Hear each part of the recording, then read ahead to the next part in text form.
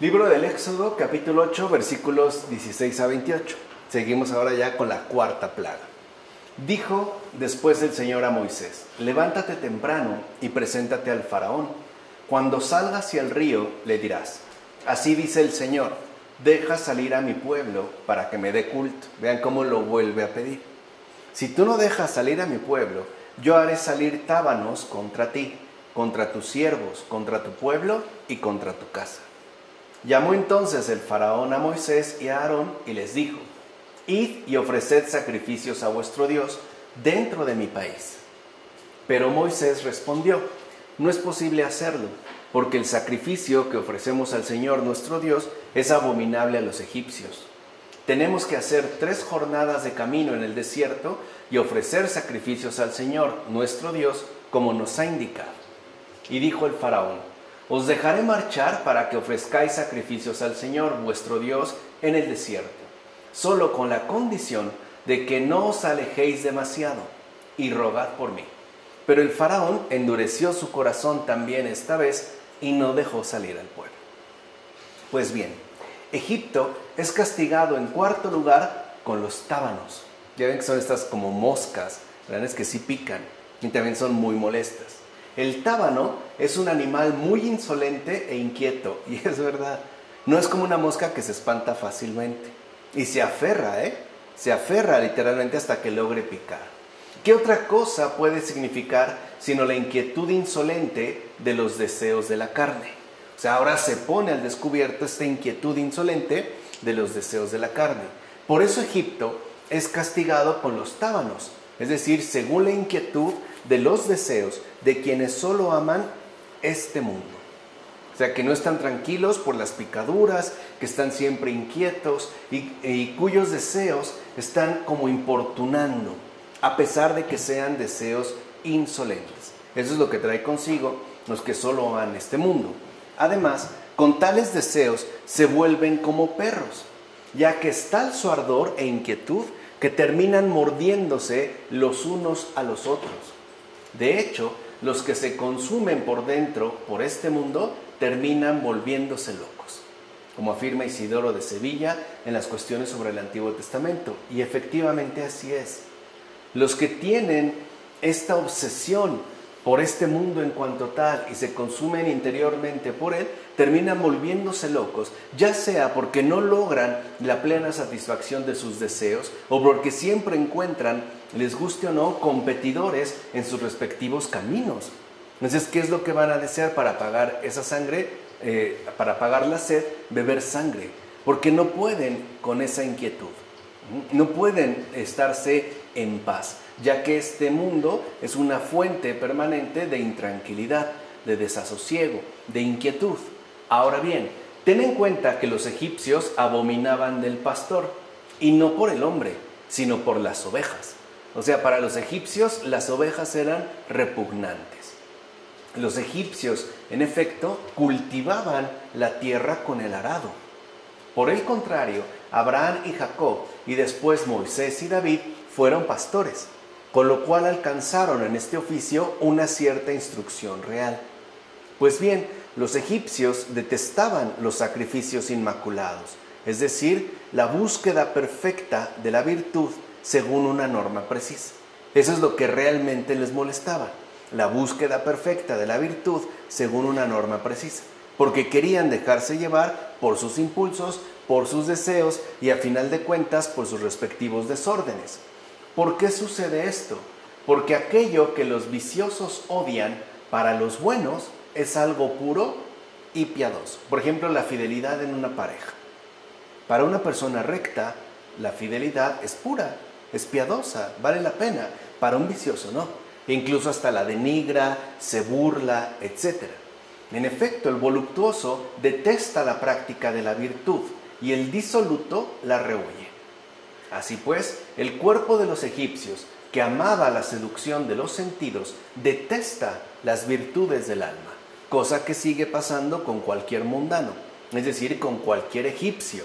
Se apega a la seducción de los sentidos y detesta, rechaza, rehuye de todo lo que tenga que ver con las virtudes del alma. Además, abomina de la autoridad y rehúsa las reglas de la virtud, porque solo quiere seguir los caprichos insensatos de sus propios deseos. Por tanto, lo que rehúye el egipcio, abrázalo tú que tienes el conocimiento de la naturaleza humana. Evita, por tanto, aquellas cosas que ellos buscan y eligen, ya que no pueden estar de acuerdo con la prudencia, la prudencia y la necedad. Por eso, como la prudencia y la continencia renuncian a aquellas cosas que pertenecen a la imprudencia y a la intemperancia, así también todo ser humano necio rechaza la posesión y herencia del sabio y prefiere quedarse en su necedad, como afirma Ambrosio en sus cartas. Así pues, los egipcios desdeñan comer cordero, pero lo que los egipcios aborrecen, los israelitas lo ofrecen a Dios, ya que la simplicidad de conciencia que los injustos desprecian como vulgar y abyecta, la convierten los justos en sacrificio. Por ejemplo, el sufrimiento. Para un mundano, el sufrimiento es inaceptable. Para un cristiano es ofrendable. Se puede ofrendar. De hecho, ese sería el llamamiento.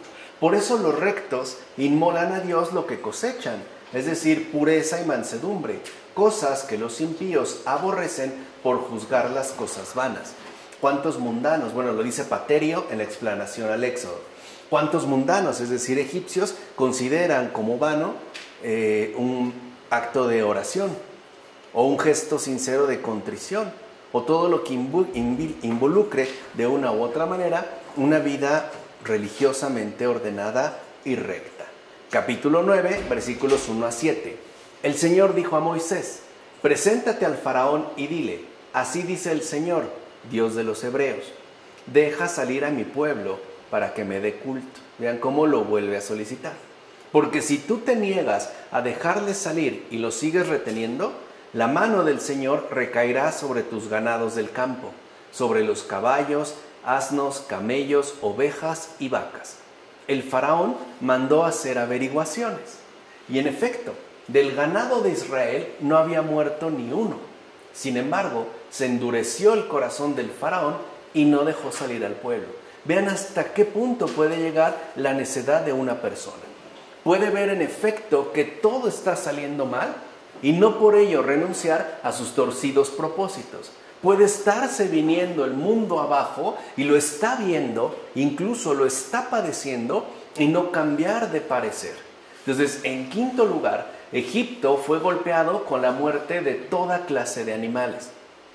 Aquí se castiga la insensatez y la ignorancia de los seres humanos, los cuales, como animales irracionales, dieron culto y el nombre de Dios a imágenes no solo de seres humanos, sino también de animales, al fuego y a piedras esculpidas. Ahí se ve esta ignorancia. De hecho, veneraban a Amón en forma de carnero y a Anubis en un perro. Daban culto a Apis en forma de toro y a otras muchas cosas a las que Egipto admiraba como portentos de sus dioses. Seguían pues vinculados a este tipo de necedad. De esa manera vieron los castigos miserables en lo mismo en que habían creído que era una divinidad. O sea, si sus dioses estaban respaldados por figuras animales, ¿qué pasa ahora cuando los animales mismos mueren? Mueren sus dioses. ¿A qué cosas se habían apegado? ¿Qué tipo de deidades eran esas que se veían simple y sencillamente arrasadas por la muerte, sin que una sola quedara en pie, como afirma Isidoro de Sevilla en las cuestiones sobre el Antiguo Testamento? Versículos 8 a 12 del capítulo 9. Dijo el Señor a Moisés y a Aarón: tomad 2 puñados de hollín del horno y que Moisés lo lance hacia el cielo a la vista del faraón. Se convertirá en polvo por todo el país de Egipto y brotarán úlceras pustulentas en hombres y animales sobre todo el país de Egipto. Pero el Señor endureció el corazón del faraón y no les escuchó, como había predicho el Señor a Moisés. Mira, de igual modo, aquella ceniza del horno, que según la palabra producía dolorosas pústulas a los egipcios, podría interpretarse, dado el simbolismo del término horno, como el castigo del fuego del infierno con el que se amenaza y que solo hiere a quienes viven al modo de los egipcios, como afirma Gregorio de Niza sobre la vida de Moisés. O sea que vemos que estas represiones por parte de Dios van adquiriendo un carácter cada vez mucho más radical y también evidentemente muchísimo más drástico, para que se reconozca que el modo de vida que nosotros tenemos en este mundo tendrá una repercusión directa en el más allá, es decir, a esa otra dimensión a la cual todos y cada uno hemos de dirigirnos. Por eso Dante Alighieri, si algo nos recuerda en la comedia, es que hay un más allá y que todo debe de ser contemplado a la luz de esa manifestación. Si hay un cielo, si hay una necesidad de purificación, es decir, un purgatorio, y también es verdad que hay un infierno, hay un purgatorio y hay un cielo, con toda, digamos, la carga de responsabilidad que implica en nuestro modo de vida presente. Así pues, a quienes opten por vivir al modo de los egipcios, según las pasiones, los desórdenes, el rechazo de Dios, etcétera, tratando de satisfacer su sed con sangre, como lo vimos en la primera plaga, etcétera, se verán finalmente, ¿no?, alcanzados por un dolor que superará cualquier expectativa. Ni siquiera la imaginación más dotada, por ejemplo, la de un Dante, aun siendo una imaginación dotada poéticamente, puede dar una idea más o menos clara de todo lo que conlleva cuando nosotros no rehusamos cambiar nuestra forma de vida. Y entonces nos dirigimos a situaciones más drásticas. Así pues, en la sexta plaga se produjeron úlceras y ampollas con dolor y picazón.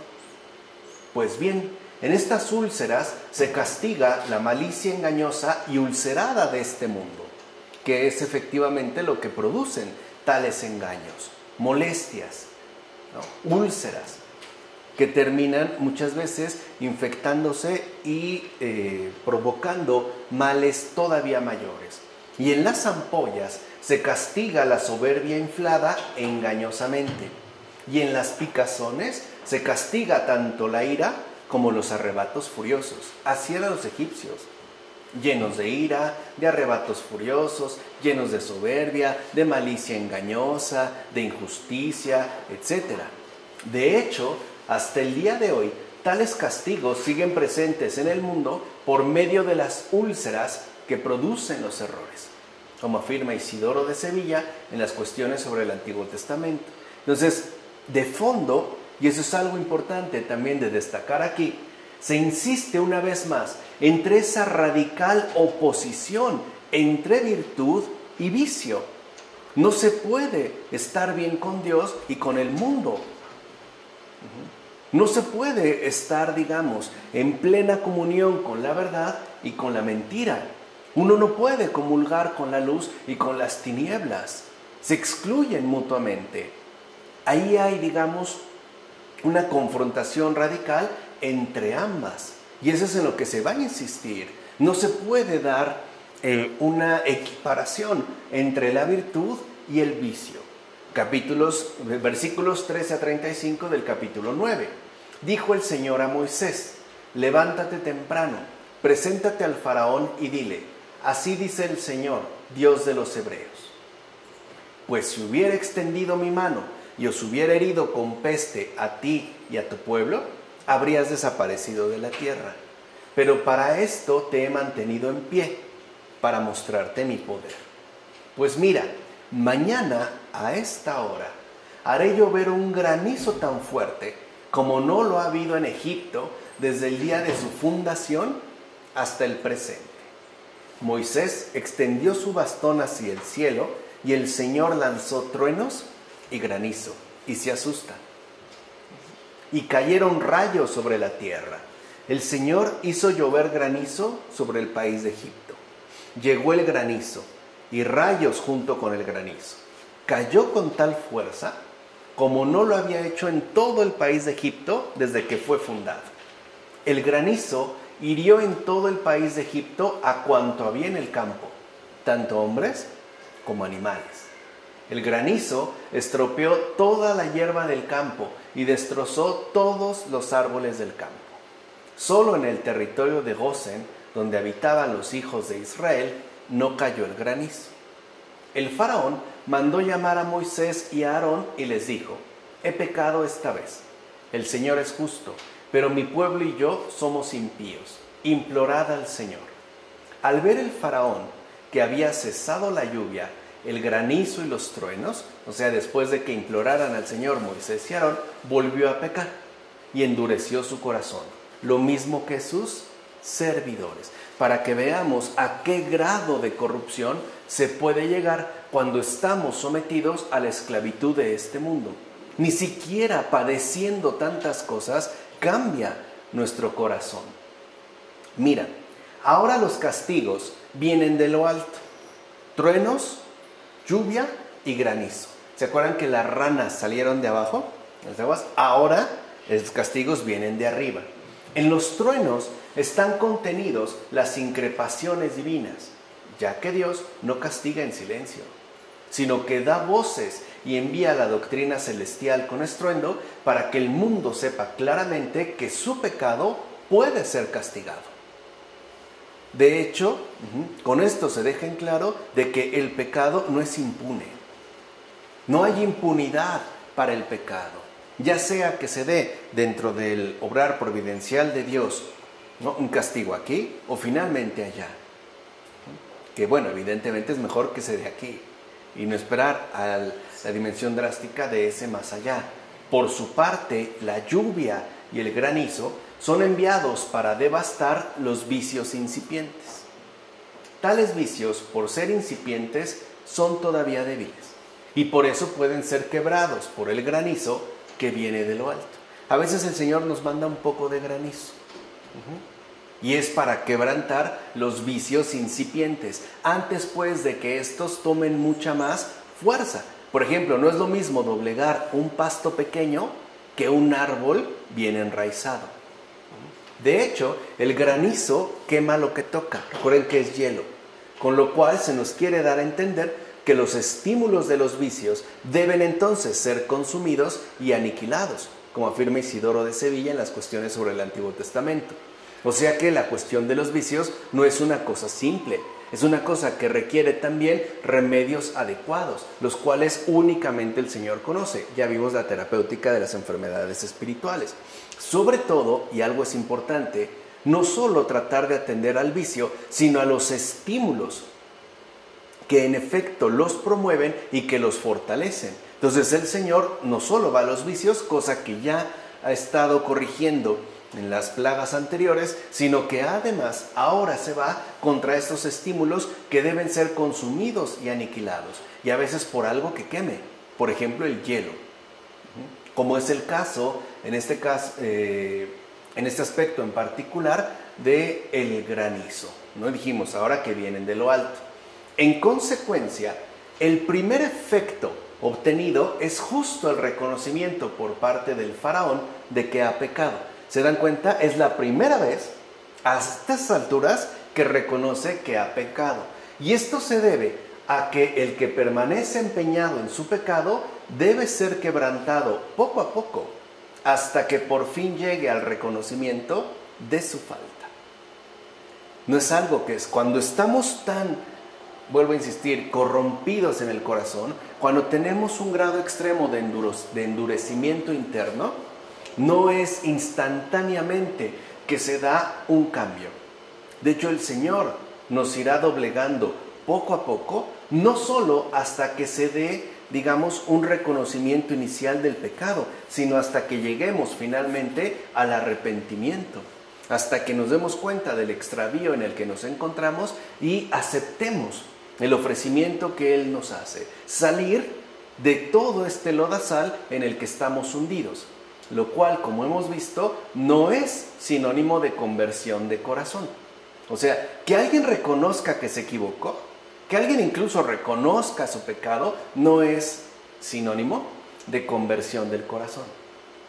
Tan es así que el faraón siguió con el corazón endurecido. Reconoce que ha pecado, ya reconoció, pero al final no le interesa tener un cambio y actuar con justicia. Porque además lo que ha cometido con el pueblo de los hebreos es una injusticia. En primer lugar, porque son seres humanos. Y en segundo lugar, porque no puede, debido a su condición, intentar someter a tales condiciones de vida a otras personas.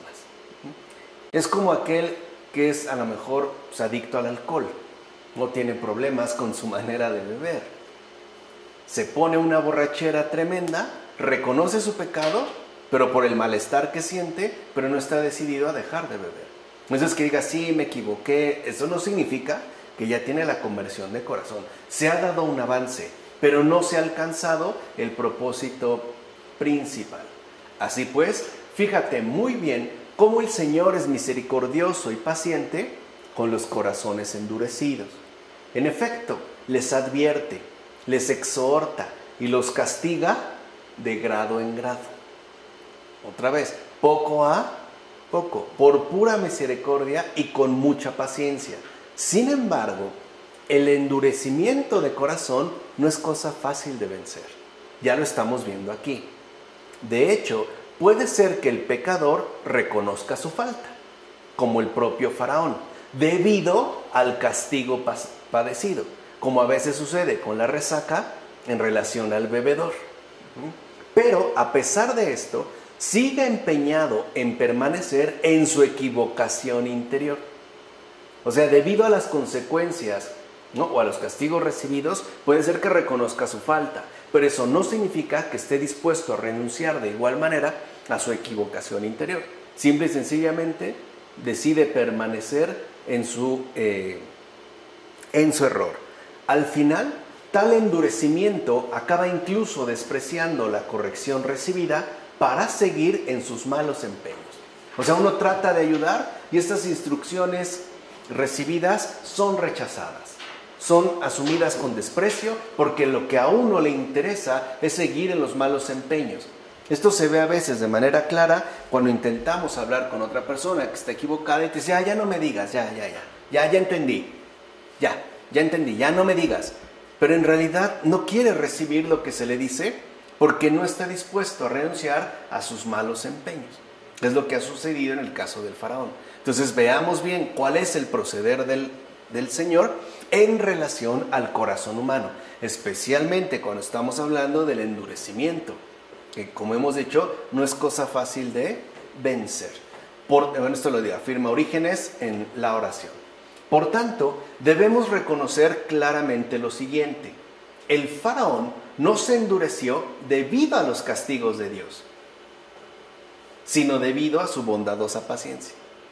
Que eso es a veces también lo que no entendemos. El Señor es paciente y misericordioso, y nosotros realmente pensamos que no nos va a pasar nada, que no va a suceder nada, o que Dios es un tonto del cual cualquiera puede burlarse, incluido uno mismo. Pues lo que endurece el corazón no son los castigos, sino su paciencia. Es como cuando quieres ser bueno con una persona y esa persona se endurece, no debido a las reprensiones, sino a la paciencia que has manifestado. Como si estuviera pensando que estás dispuesto a soportarlo absolutamente todo. Y eso es perversión.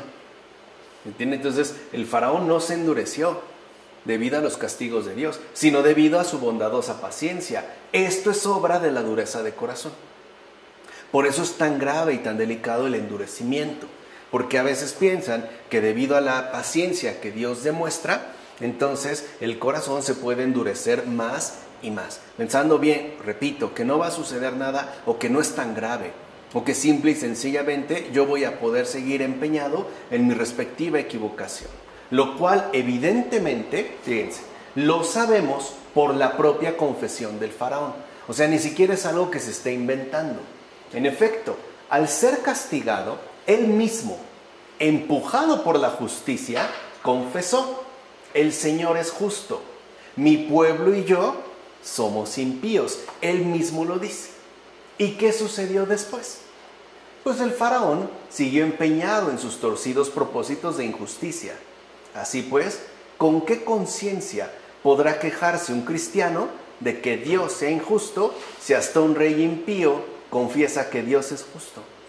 O sea, si hasta un endurecido de corazón reconoce que Dios es justo, ¿cómo puede un cristiano decir que no, que Dios es injusto? ¿A qué se está refiriendo? ¿O de qué está hablando? Como afirma Cesareo de Arles en el sermón. Capítulo 10, versículos 1 a 20. Moisés y Aarón se presentaron ante el faraón y le dijeron: así dice el Señor, Dios de los hebreos, ¿hasta cuándo rehusarás humillarte ante mí? ¿Ven ahora el propósito? Acuérdense que la humillación es reconocimiento de la necesidad que tenemos de Dios, sobre todo para salir de nuestro estado tan deplorable de vida. ¿Hasta cuándo rehusarás humillarte ante mí? Deja salir a mi pueblo para que me dé culto. Pues si rehusas dejar salir a mi pueblo, mira que mañana mismo atraeré la langosta sobre tu territorio. Le está dando un tiempo, hasta mañana mismo, es decir, entiende de qué se trata, hasta cuándo. Y eso es también lo que el Señor nos dice cada vez que no nos enderezamos interiormente. ¿Hasta cuándo? Tenemos un problema, tenemos una dificultad, y el Señor nos vuelve a decir como al faraón, o dirigiéndose al faraón: ¿hasta cuándo rehusarás humillarte ante mí? Entonces los siervos del faraón le dijeron: ¿hasta cuándo va a seguir molestándonos ese? Vean la arrogancia, ¿eh? ¿Ya han visto todo lo anterior? ¿Hasta cuándo va a seguir molestándonos ese? Deja salir a esos hombres para que den culto al Señor, su Dios. ¿Aún no te das cuenta de que Egipto se está arruinando? O sea, ¿qué les interesa? No Dios, no les interesa la verdad, les interesa las pérdidas que han tenido y el hecho de que su vida ya no esté sostenida en la misma comodidad. Entonces el Señor dijo a Moisés: extiende tu mano sobre el país de Egipto atrayendo la langosta, que suba sobre el país de Egipto y devore toda la hierba, todo lo que quedó del granizo. Se apresuró el faraón a llamar a Moisés y a Aarón y les dijo: he pecado contra el Señor vuestro Dios y contra vosotros, pero perdonad por esta vez mi pecado y rogar al Señor vuestro Dios que aleje de mí al menos esta pena mortal. Pero el Señor endureció el corazón del faraón, o sea, lo dejó siendo libre y no dejó marchar a los hijos de Israel.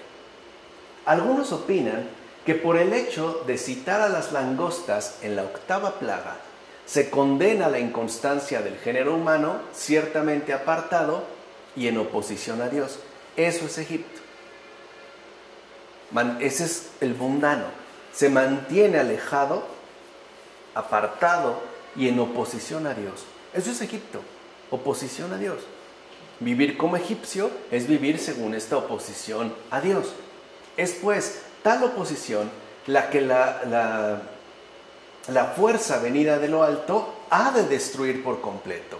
Esa oposición, que es de hecho lo más difícil de vencer. Sobre todo dijimos porque confundimos la paciencia de Dios con una especie de fortalecimiento en nuestros arrogantes propósitos. Ahora bien, algunos otros piensan que se ha de ver en las langostas la gran ligereza del alma humana, la cual en efecto fluctúa de un lado a otro según los placeres engañosos de este mundo, como afirma Isidoro de Sevilla en las cuestiones sobre el Antiguo Testamento. Y también somos fluctuantes. A veces vamos a donde más nos conviene o devoramos lo que encontremos al paso, desde las ilusiones de la gente hasta a lo mejor sus bienes materiales, como plaga, como langosta, cuya ligereza va ahí donde encuentra algo de lo cual sacar provecho. Por otra parte, no cabe duda que el obrar de Dios es siempre algo efectivo. El faraón, por ejemplo, va mostrando ciertas señales de mejora, aunque no por completo. Ciertas señales, pero no quiere decir que ya está realmente en las condiciones óptimas que Dios espera. Da señales, pero aún hay que esperar, porque aún no está quebrantado. El faraón, en efecto, da señales de algún cambio interior, aunque no esté del todo persuadido de su fatal equivocación, como afirma Orígenes en los primeros principios. Entonces, el faraón está en una fatal equivocación. Se lo hicieron ver sus propios servidores. ¿Qué no te das cuenta todavía que Egipto se está arruinando? O sea, está obrando empecinadamente, ¿no? Está aferrado a su propio proceder, pero ya empieza a dar muestras de alguna conversión interior, aunque no definitiva. Por último, observa bien lo siguiente: la gracia divina penetró también hasta el interior, es decir, la raíz de aquel país a través de la langosta. ¿Se acuerdan? Para que arrase lo que quedó del granizo.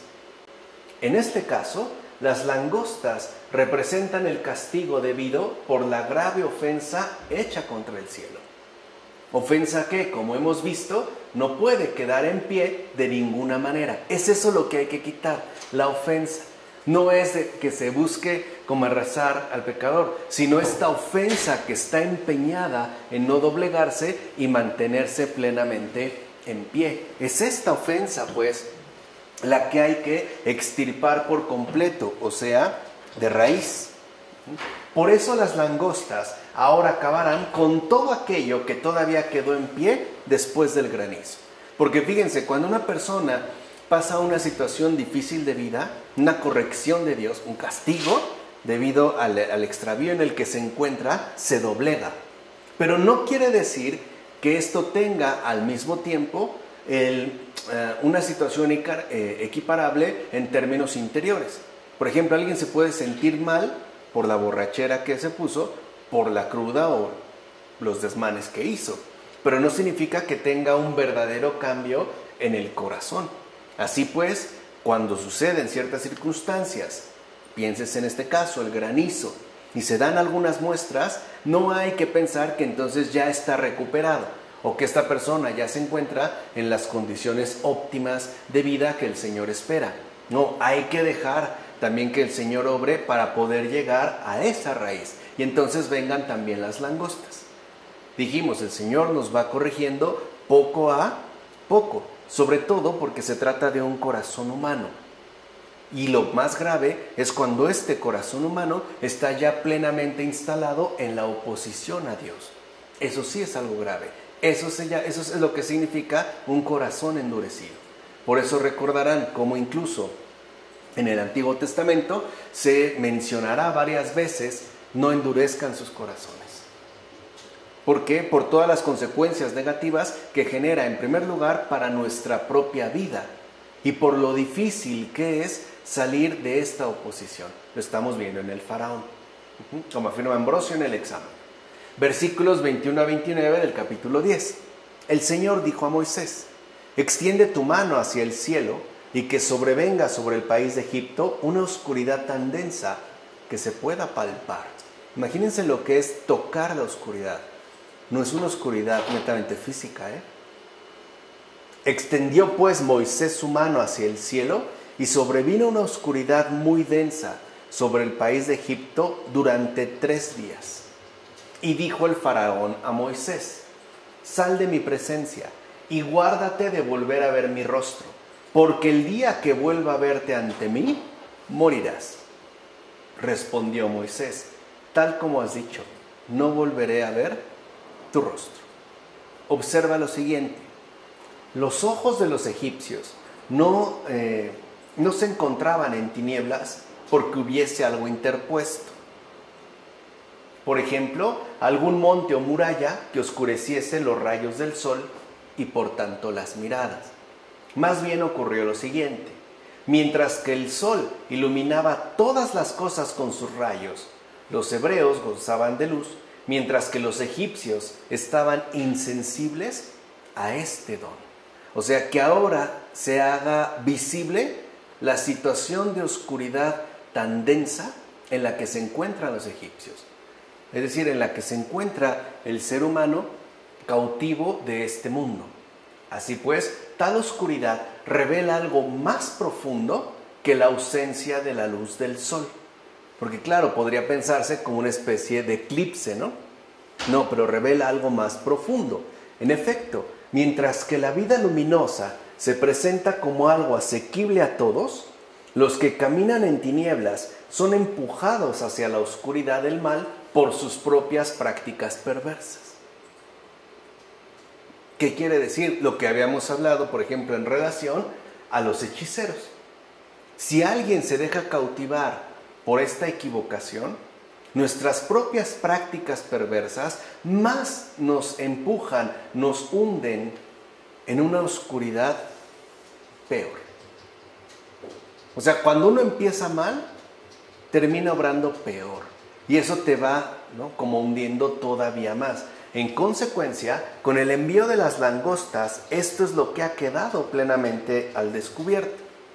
En síntesis, mientras que algunos andan extraviados en tinieblas, otros son más bien iluminados por la firme luz de la virtud, como afirma Gregorio de Niza en Sobre la vida de Moisés. Entonces, ¿qué sucede? Cuando una persona rechaza la firme luz de la virtud, pues queda hundido en la densidad de las tinieblas. No sabe, pues, a dónde se dirige, ni idea tiene. ¿Cuántos que llevan una vida perversa en este mundo piensan que van muy bien? Y ni se imaginan realmente hacia dónde se dirigen. No tienen ni idea, ni la más remota idea.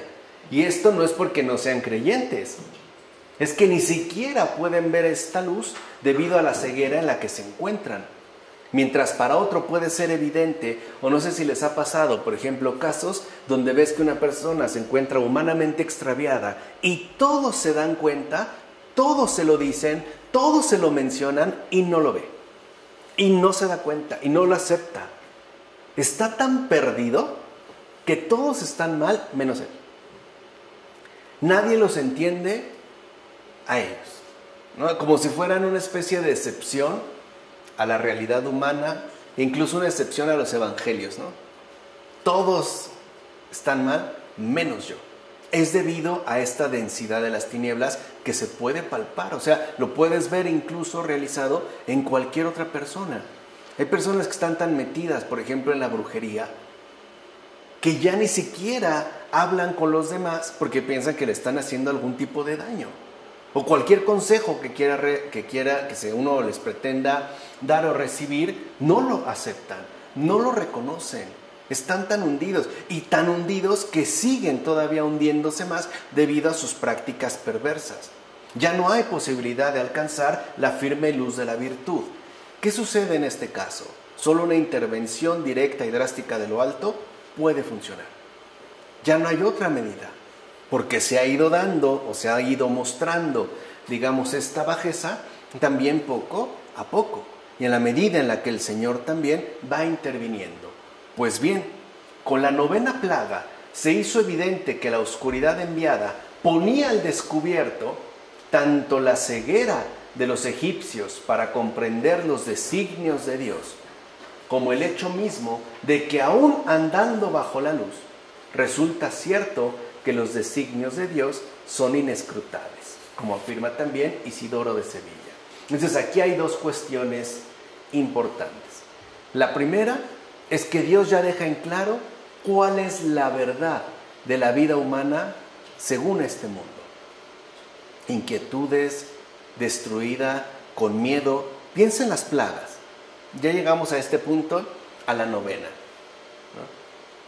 Tratando de beber sangre que nos sacia la sed, incómodos por los piquetes, ¿no? Inundados de ranas, ulcerados, destruidos, en tinieblas. Esto es el mundo. Eso es el mundo. Por eso Agustín no se equivocaba cuando en uno de sus escritos dijo, es que para ser honestos, esta no es vida. No es vida. Y es lo que el Señor nos está demostrando. Eso es justamente lo que no vemos, pero que creen, sí padecemos, sí experimentamos. Tal vez no vemos esta oscuridad tan densa que se puede palpar, pero vemos el efecto que produce en el modo tan equivocado, tan triste de vivir de mucha gente. ¿Cuánta gente sigue todavía inundada de mosquitos que no le dan tranquilidad según las presiones o las falsedades de este mundo tan engañoso?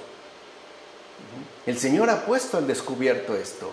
Y por otro lado también, además de descubrirnos la realidad de este mundo, que es Egipto, y que sigue siendo Egipto, nos menciona, como afirma Isidoro de Sevilla, la necesidad de comprender que los designios de Dios no son algo meramente humano.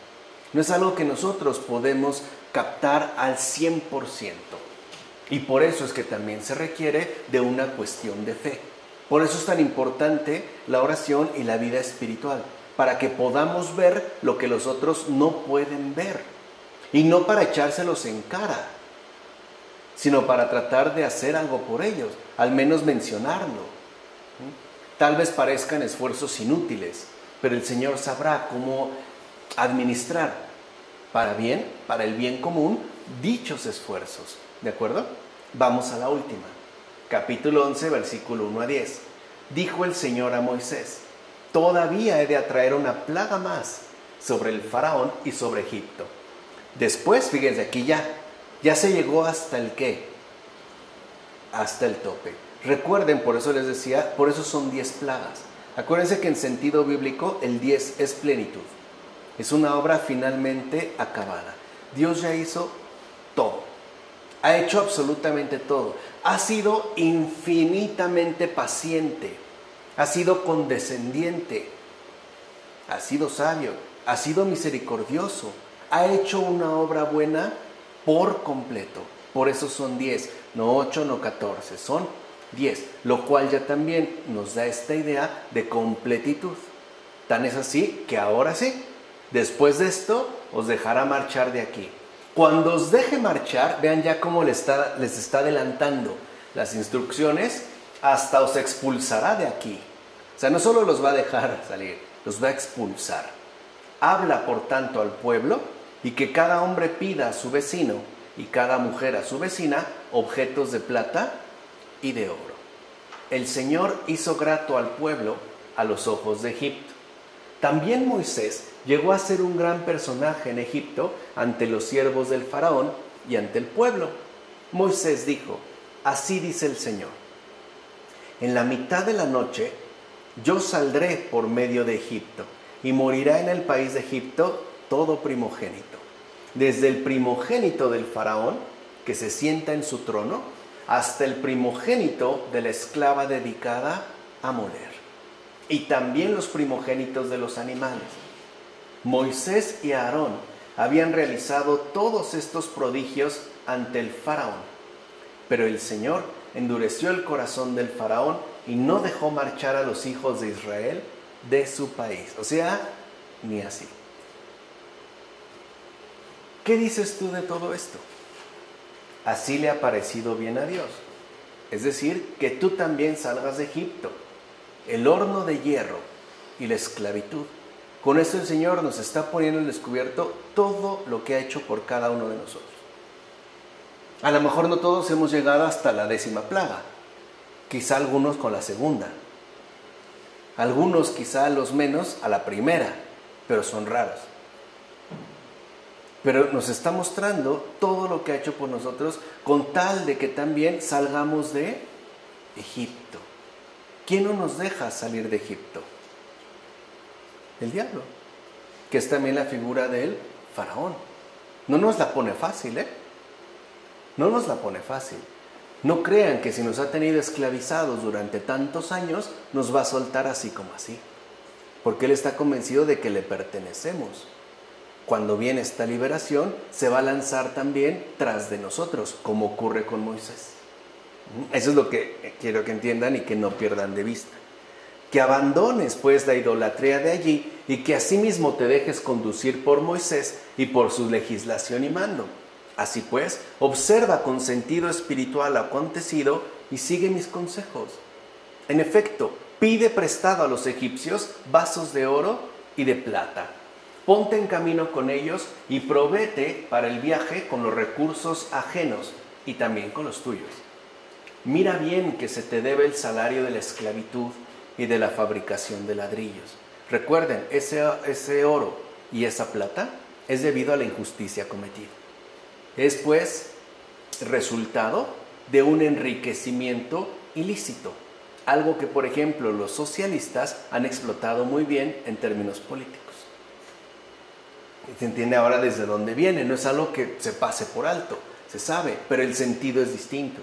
Aquí se sabe que se está hablando con un sentido espiritual. Obra pues tú también habilidosamente en esto acerca de la reclamación. Y finalmente, quédate honradamente con lo tuyo. Así debe ser. En efecto, has sufrido mucho aquí en tu lucha con el barro, es decir, con este cuerpo penoso y sucio que construye ciudades ajenas y hostiles, cuyo simple recuerdo perece entre ruido.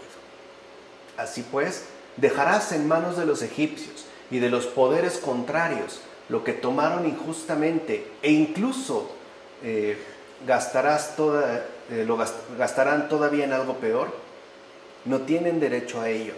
Lo arrancaron, lo despojaron violentamente, se lo quitaron injustamente al que dijo: mío es el oro y mía es la plata. Y por eso Él les dará a quien quiera, los dará a quien quiera. Ayer, por ejemplo, era de aquellos, pero hoy el Señor te lo ofrece y te lo entrega, precisamente para que hagas uso de ellos honesta y saludablemente. No seamos, pues, esclavos serviles de Mamón, es decir, esclavos de iniquidad y promotores de graves injusticias. Así, cuando nos llegue el día de la muerte, no seremos sometidos a severo juicio.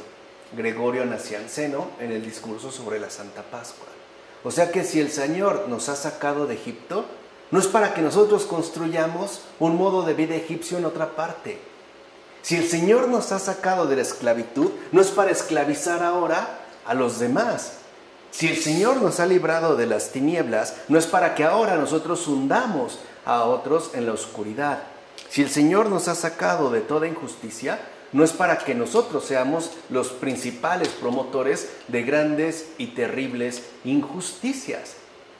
¿Para qué nos ha librado? ¿Para qué nos ha concedido la gracia? Lo dijimos hace un momento, para ser verdaderos promotores del bien común, cooperadores suyos en términos de redención, para ser fieles servidores de su obra redentora. Para eso. Ahora bien, ten en cuenta que la medianoche, ¿se acuerdan que dijo que iba a pasar a qué hora? A la medianoche. Es decir, el reino del anticristo es justo el tiempo en que pasará el ángel exterminador por las casas. Así pues, estemos atentos para que no seamos tomados por sorpresa, como afirma Metodio en el banquete. Porque las cosas aquí también se invierten. No olvidemos que el esposo, como en Egipto, también llegará a medianoche, como se afirmó en Mateo, y esto lo afirma Casiodoro en el comentario a los Salmos. Por último, tiene entonces lugar la muerte de los primogénitos de Egipto, es decir, la de los principados y potestades de las tinieblas, los dirigentes de este mundo. Tales dirigentes son en efecto los fundadores de tantos errores y falsedades en este mundo.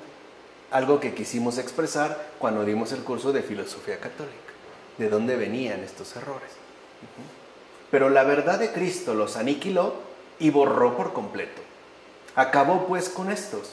¿Quiénes fueron los primeros en la creación en incurrir en pecado? El demonio, no nosotros. ¿Para quién fue, digamos, dado el infierno?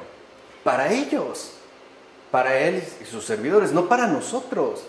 No es para nosotros. ¿Por qué tendríamos que irnos a un lugar que en principio no nos corresponde? Ellos son los dirigentes de este mundo, los verdaderos dirigentes de este mundo. Hay que ver los resultados que se ven hoy en día. Vuelvo a repetir, ¿cuánta gente no muere de manera brutal? ¿Cuánta injusticia? ¿Cuánto abuso? ¿Cuánto dolor? ¿Cuánto sufrimiento? Y a veces por intereses privados bien mezquinos. Bien mezquinos. Hay gente que con tal de poder comer tranquilamente su sopa, no le importa que otras 1000 personas mueran, o que caigan bombas, o que se declare una guerra, con tal quizá de preservar un poco más el agua y el oxígeno, etcétera, etcétera, etcétera. Eso ya es evidente en estos momentos. Por eso a los primeros que se va a ir es a ellos. En consecuencia, ya no hay pretexto para seguir empeñados en nefastos errores y mentiras, como afirma Isidoro de Sevilla en las cuestiones sobre el Antiguo Testamento. Ya no hay pretexto, porque la luz ya vino, porque ya se nos liberó de esa esclavitud, porque ya se nos concedió la revelación, porque ya se nos concedió la obra de salvación. Ya Dios hizo su obra y ya vimos también en parte todo lo que le ha costado. ¿Qué es lo que nosotros haremos ciertamente al respecto? Y ya ahorita lo vamos a dejar aquí porque en la siguiente ocasión lo que ya veremos nosotros es la Pascua y cómo es que se va dando la institución de la Pascua. Pero vean el por qué las 10 plagas y hasta dónde es que se llega. Hasta dónde finalmente es que puede llegar el endurecimiento de corazón del ser humano. También la paciencia de Dios, para que no nos dejemos llevar ya por esta serie de errores. ¿De acuerdo? Vamos a dejarla hasta aquí. En nombre del Padre, del Hijo, del Espíritu Santo. Amén.